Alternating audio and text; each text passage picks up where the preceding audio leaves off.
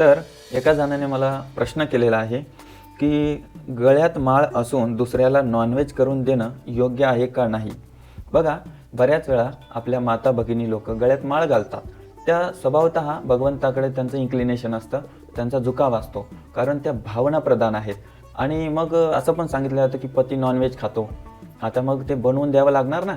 आता त्या ठिकाणी पती धर्म महत्त्वाचा का भागवत धर्म महत्त्वाचा? पती धर्म अत्यंत महत्त्वाचा आहे, मान्य आहे, पण त्यापेक्षाही उत्तम पती धर्म कोणता आहे की पतीला अधर्मापासून वाचवणे. पत्नी म्हणजेच पतनात राहती इति पत्नी.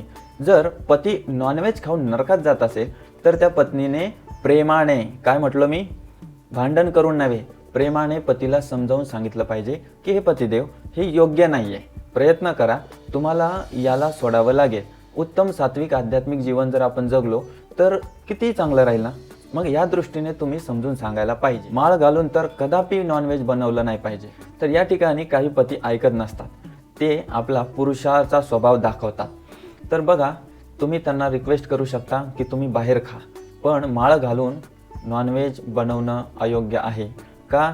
एक तर तुम्ही माळ घालायला नव्हती पाहिजे, आणि घातली आहे तर तुम्ही त्यांना रिक्वेस्ट करा की मी बनवू शकणार नाही, माझी तरी इच्छा आहे, तुम्ही सोडून द्यावं.